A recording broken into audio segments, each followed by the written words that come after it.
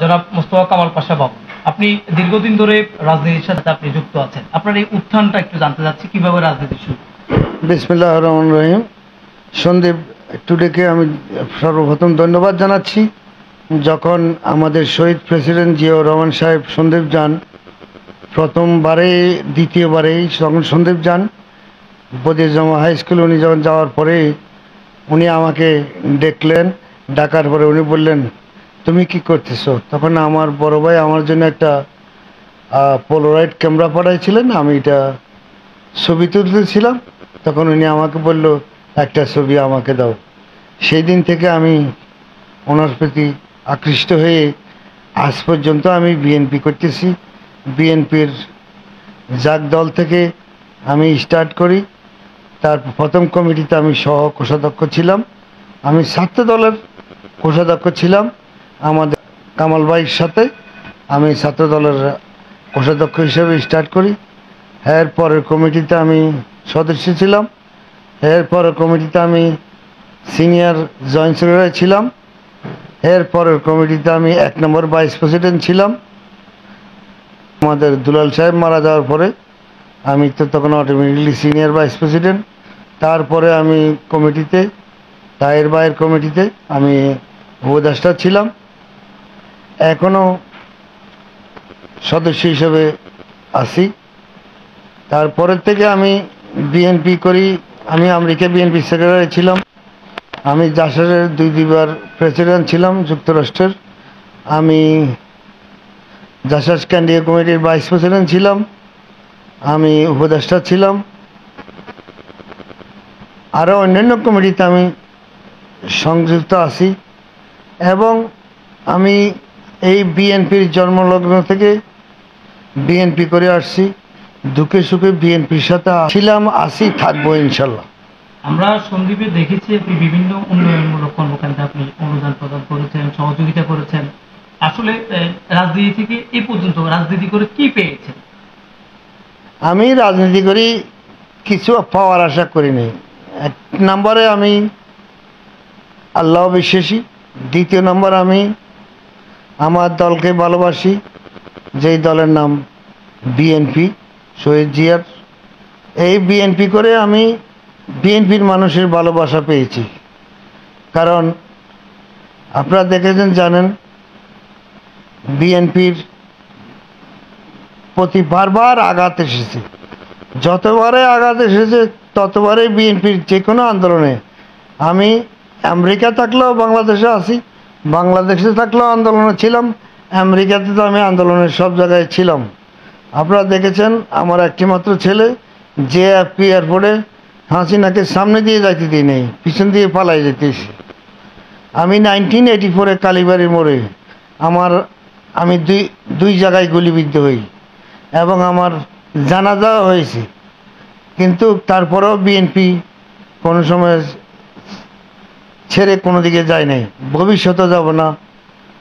আচ্ছা, আপনার কাছে একটা প্রশ্ন। আপনি জানেন সামনে ইলেকশন আসছে, নির্বাচনকে কেন্দ্র করে প্রত্যেকটা রাজনৈতিক কর্মী তারা তাদের অ্যাক্টিভিটিস বাড়িয়েছে।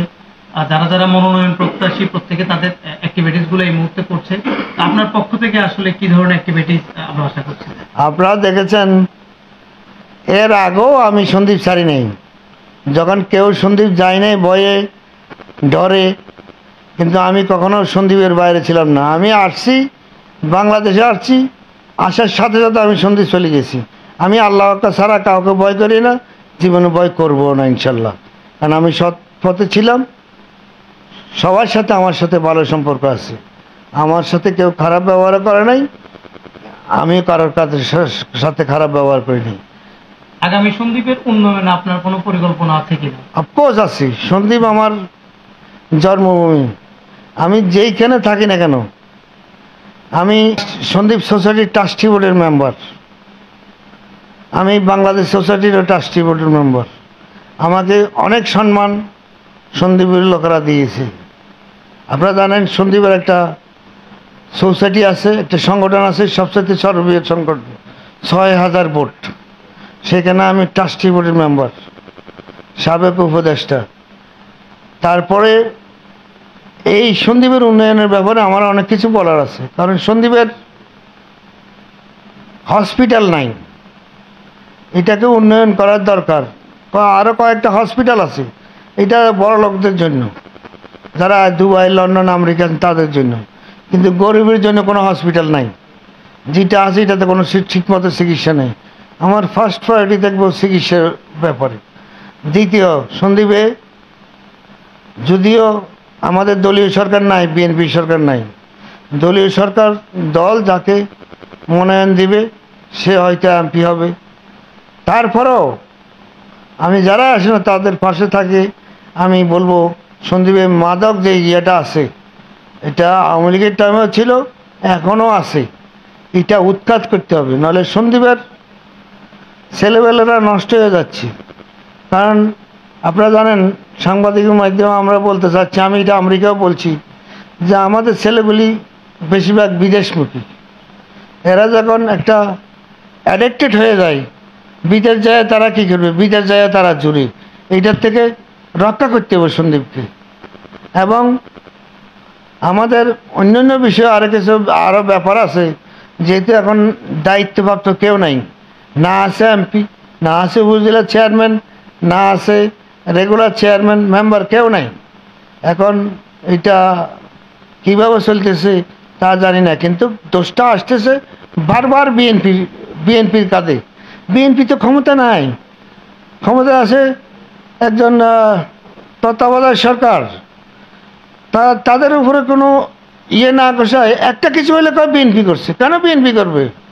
এটা আমাদের প্রতিপক্ষ এখন যারা হয়ে আসছে তারা করছে। কিছু ছেলেবেলে কিছুদিন আগে জন্ম নিয়েছে, তারাও বিএনপির সাথে কীভাবে কথা বলতেছে, রেসপেক্ট না রাখি, এটা মানুষ বিচার করবে।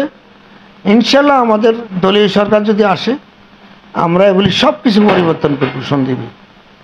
আরেকটা বিষয় আপনার সাথে একটু শেয়ার করতে চাচ্ছি। আপনি জানেন সন্দ্বীপের মেইনল্যান্ডের পাশে অনেকগুলো ভূমি আস্তে আস্তে চরাঞ্চল, যেগুলো সন্দ্বীপের সাথে কানেক্ট হচ্ছে, এই বিষয়টা নিয়ে আপনার কোনো পরিকল্পনা আছে কি? আছে, অবশ্যই 100% আছে।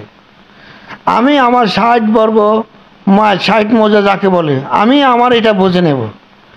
এর আগে বিএনপির টাইমে পারে নাই, আমাদের মধুর সাহেব নাকি বাধা দিত। এরপরে যখন আওয়ামী লীগ সরকার আসে, তখন আমাদের ওয়াইদুল কাদের সাহেব বারবার এটা বাধা দিত। সত্য মিথ্যে কি জানি না, কিন্তু আমার কথা একটা, আমার 60 মৌজা আমি বুঝে নিব যেখান পর্যন্ত যাই। এই ব্যাপার নিয়ে আমি কয়েকদিন আগে আমি আমাদের সাবেক প্রয়াত চেয়ারম্যান সাহেব মেয়ের ছেলে বায়রন চেয়ারম্যানের সাথে আমি কয়েকদিন আগে বসছি, 3-4 দিন আগে। আমি ওনাকে বলছি, আমি আপনার যতটুকু সাহায্য লাগে অবশ্যই আমি করব, এবং আমি একটা চিঠিও নিয়েছি, এটা আমি আমার সন্দ্বীপ সংগঠনকে দেব। আমি আরও বলতেছি, আমাদের বর্তমানে একজন উপদেষ্টা আমাদের সন্দ্বীপের আছে, উনি শুনতেছি ভালো কাজ করতেছেন। আমার অনুরোধ থাকবে ওনার প্রতিও, যে আপনারা যতদিন ক্ষমতা আছেন, সত্যিকারে আমাদের সন্দ্বীপটা আপনি ইচ্ছা করলে বুঝিয়ে দিতে পারেন, কারণ আমাদের পাও না। আপনারা জানেন, আপনাদের মাধ্যমে বলতেছি যে ভাষাঞ্চল যেটা, এটার থেকে আমাদের সন্দ্বীপের লোকেরা হাঁটি হাঁটি যায়, হেঁটে যায়, হেঁটে আসে, কিন্তু ভূমিটা শুনতেছি নোয়াখালীর আন্ডারে। কেন? ওয়াই, এটা আমাদের সাবেক ইজ্জতপুর, নেমস্তি, এগুলি ওই ইজ্জতপুর, এটা আমাদের এলাকা, এটা আমরা পাওয়ার, এটা আমাদেরকে বুঝিয়ে দেওয়া হোক। এর জন্য যা কিছু করা লাগে আমি করব, ফাইন্যান্সিয়াল সাহায্য করতে হলে আমি করবো ইনশাল্লাহ। আগামী সন্দ্বীপবাসীর জন্য আপনার বক্তব্য?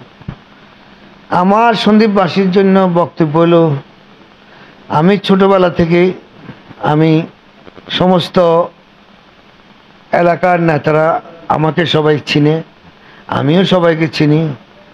আমি সবার কাছে অনুরোধ জানাবো, আগামীতে নির্বাচন আসতেছে, দল থেকে যাকে নমিনেশন দেয় আমরা তারাই নির্বাচন করব। আমাদের সন্দ্বীপের মানুষ জানে কাকে কি করলে সন্দ্বীপের উন্নয়ন হবে, এটা সন্দ্বীপের মানুষ ভালো করেই বুঝে। আপনারা দেখেছেন, আমি এমপিও হই নাই, আমার চেয়ারম্যানও হই নাই, কিন্তু আমি বারবার আপনাদের কাছে বিএনপি সরকারের আমার যারা মন্ত্রী মিনিস্টার ছিল অনেকের আমি সন্দীপ নিয়ে গেছি। আমি আশা করি আমি যদি কিছু না হই, কিন্তু আমি সন্দীপে প্রাইম মিনিস্টার থেকে সবাইকে আমি সন্দীপে নিয়ে যেতে পারব, এটা আমার দৃঢ় বিশ্বাস। কারণ আমার একটা সুবিধা আছে, যেহেতু সবাই আমরা যাইতেন, আমি সবাইকে যতটুকু পারি আমাদের দলের মন্ত্রী minister standing committee member vice president অঙ্গ সংগঠনের প্রেসিডেন্ট সবাইকে আমি যতটুকু পারছি আমি সময় দিছি, এবং ওনারাও আমি যখন আসি আমাকে সময় দেন, আমাকে ভালো দেন।